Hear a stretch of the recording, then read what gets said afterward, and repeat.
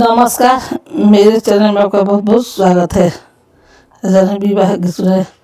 अरे काथी बिनु आए चंदन हरिया,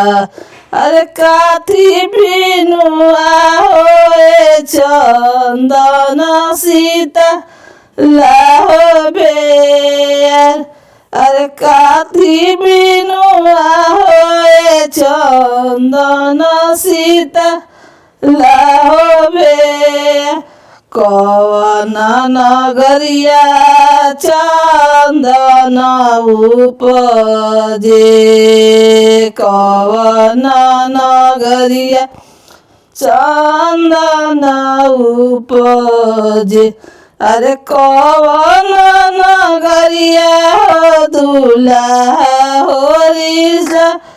बाहो बीजा, अरे कवन नगरिया दुल्हा होरिसा बाहो बीजा, अरे कवन सुभैया चंदन रगरी, कवन सुभैया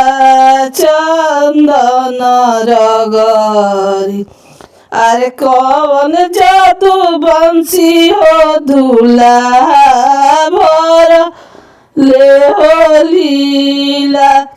अरे कवन जादू बंसी दूल्हा भर ले हो लीला, नाचले कवन हो दूल्हा दुल्हनिया मांगे हो दा, दुल्हन तो देबो दुल्हा पर्दा लगाई के, रहिबो दुल्हा तोहरे हो लीला, अरे चंदन भरइबो दुल्हा तोहरे हो लीला, अरे तोहरे मोरउआ कवन हो समधि, तोहरे मोरउआ कवन हो समधि, मांगले कवन हो सुभवा कंगनवा दे दहो, नाचली कवन हो सुभवा कंगनवा दे दहो, कंगन तो देबो सुभवा रैया लगा के, कंगन तो देबो सुभवा रैया लगा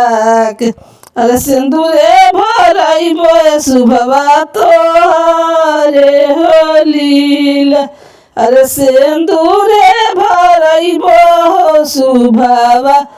तोहरे हो लीला। पसंद है वीडियो को लाइक कीजिए, चैनल को सब्सक्राइब कीजिए। फिर मिलते हैं वीडियो के साथ।